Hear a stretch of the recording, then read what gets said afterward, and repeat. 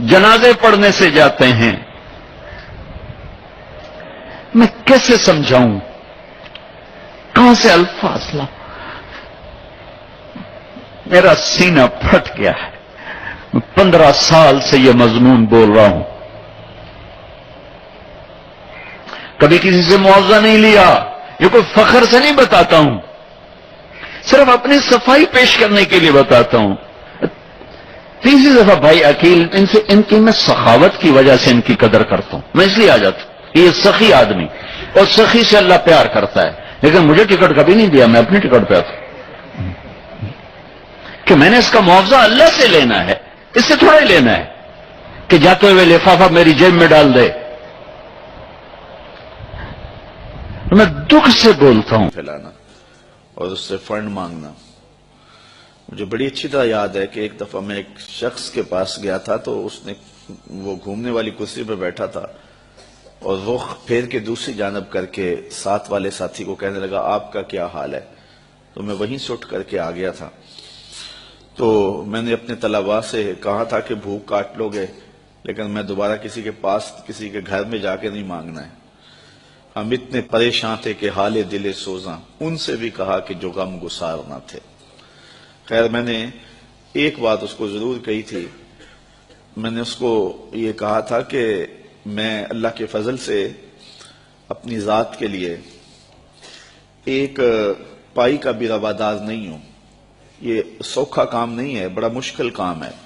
میں اس پورے مجمع میں کہہ رہا ہوں، پوری دنیا میں کہتا ہوں کہ کوئی ایک شخص بھی اٹھ کر کے میرا طلب کرنا تو دور کی بات ہے، میرے رویے کا لالچ بھی بتا دے تو میں دین کا کام کرنا چھوڑ دوں گا.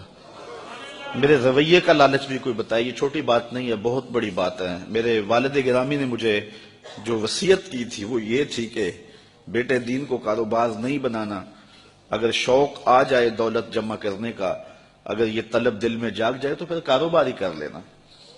آپ کو اللہ نے ہاتھ پاؤں دیے ہیں، کوئی کاروبار کر لینا، دکان پہ بیٹھ کے رزق کما لینا. تو دین کو جو ہے وہ روزی کا اڈا نہیں بنانا. تو اللہ کے فضل سے آپ نے میرے رویے سے بھی، میرے طرز زندگی سے بھی یہ بات نہیں دیکھی ہوگی. اور یہ بات کہنا بہت مشکل ہے جب علم کی بولیاں لگ رہی ہوں اور جب 50 ہزار روپے کے اندر تقریریں بک رہی ہوں، تو ایک بندہ سویر سے لے کے شام تک کالا کالا رسول اللہ کا نغمہ لے کر کے گھومے، تو یہ بہت بڑی سعادت ہے. تو میں تو اپنی ذات کے لیے بھی کبھی جو ہے وہ کوئی ہلکا اشارہ بھی کرنا مناسب نہیں سمجھتا ہوں. اور اللہ نے دل کو یہ استغنا کی دولت دی ہے، تو میں نے اس کو جو ہے وہ ایک شعر بجوا دیا تھا.